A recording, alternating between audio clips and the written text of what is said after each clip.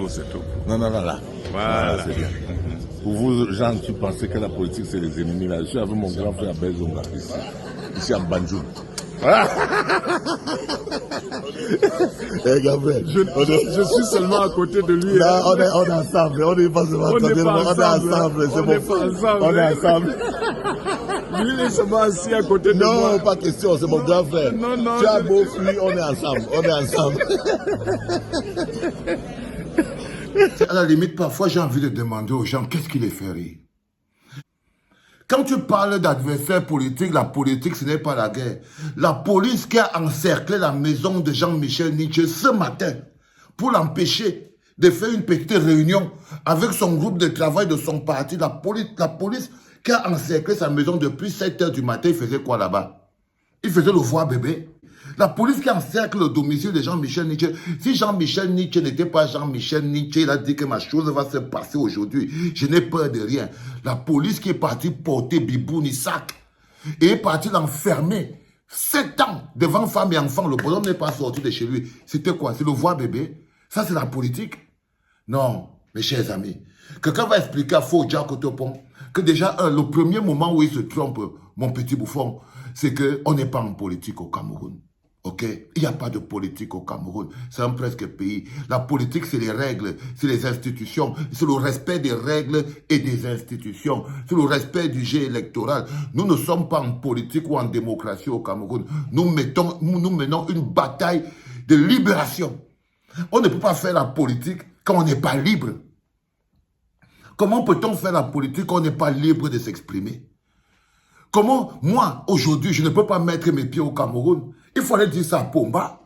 Que tous les milliers de Camerounais qui ne peuvent pas mettre les pieds au Cameroun, il faut aller leur dire que par rapport à leurs opinions politiques, moi, ça ne me fait pas rire. Hein. Ça peut vous faire autant que vous voulez. Moi, ça ne me fait pas rire. Pas du tout. Parce que tous ces millions de Camerounais qui ne peuvent plus rentrer, ne serait-ce que faire un petit rite traditionnel, un petit enterrement au village, ils ne peuvent plus aller planter un petit arbre.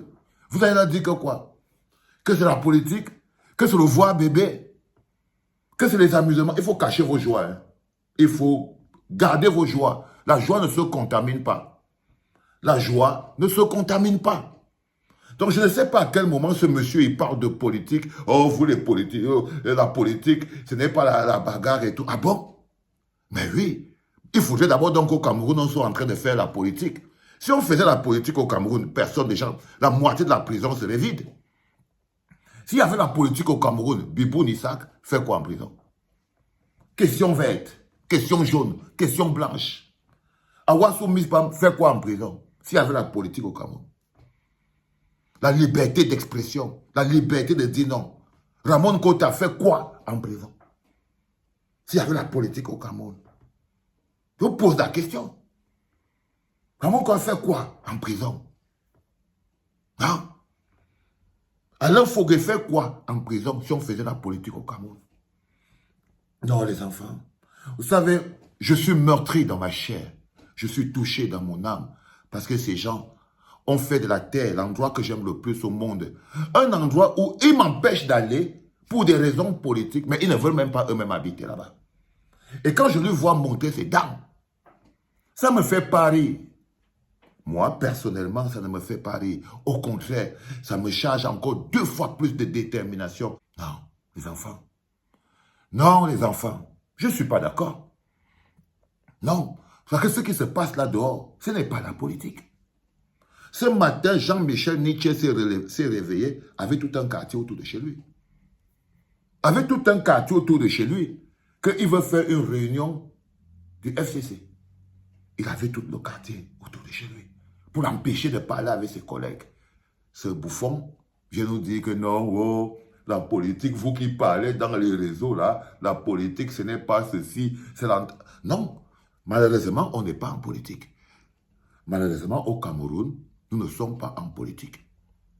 La politique c'est les règles, la gentlemania, la classe. Les gens se respectent, ils respectent la vie des autres. Ils ne traitent pas les autres comme les condiments qu'on va passer au Molinex. Non.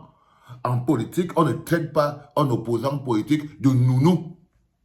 On ne traite pas un opposant politique de nounou. Non, n'est pas normal, on n'est pas en politique, on est en oppression. Il ne faut pas vous tromper là-dessus. Donc, déjà, il faut définir là où on est pour arrêter de dire des bêtises. Pour arrêter de dire des bêtises. En politique, on ne peut pas avoir un conseil constitutionnel qui, au lieu d'être garant de la constitutionnalité, c'est-à-dire empêcher les lois anticonstitutionnelles de venir oppresser les Camerounais, le Conseil constitutionnel laisse les lois anticonstitutionnelles détruire et désurfiler toute la structure de l'État. Avec la complicité, ça ce n'est pas de la politique, c'est du cartellage. On est à Cali, c'est le cartel de Cali, c'est un gang. Non, ce n'est pas la politique ça les règle. Là où on fait la politique, quelqu'un ne peut pas porter l'Assemblée nationale qui est placée à Yaoundé, l'Assemblée du peuple, parce qu'il est vieux, il est malade, il porte le bureau politique de l'Assemblée, pas posé dans son village, comme Niat. Non, ce n'est pas la politique. Ce n'est pas de la politique, cher ami. Ce contre quoi on se bat, on mène des luttes de libération. On essaye de se libérer. On essaye fondamentalement de se libérer. Donc je ne vois pas là où il parle de politique. Non, c'est une guerre de libération, c'est une lutte de libération. C'est une lutte de libération que nous menons. Sinon, ce n'est pas possible qu'un président du Sénat ait disparu. Tout ce qu'on le connaît, c'est quand il fait signer aux Camerounais qui n'ont pas d'eau de courant la facture de son train de vie princier. C'est-à-dire que comme il est installé à l'hôpital, l'avion est garé au tarmac en course, ça attend pour le porter, il vient à Yaoundé pour sécuriser sa place de président, il repart vivre à l'hôpital. On n'est pas donc en politique. C'était papa.